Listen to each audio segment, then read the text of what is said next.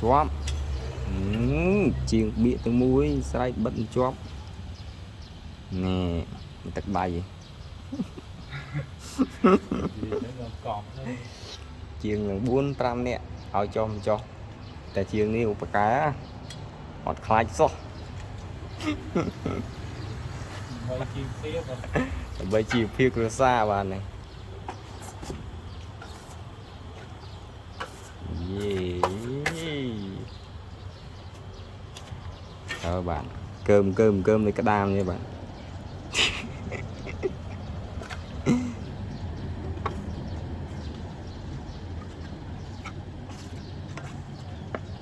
tất đầy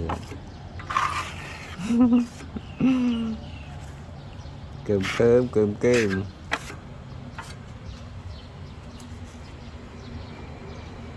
nó sao đấy nó sao rồi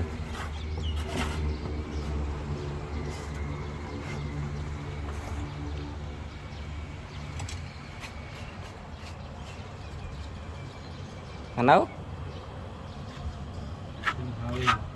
ô la mấy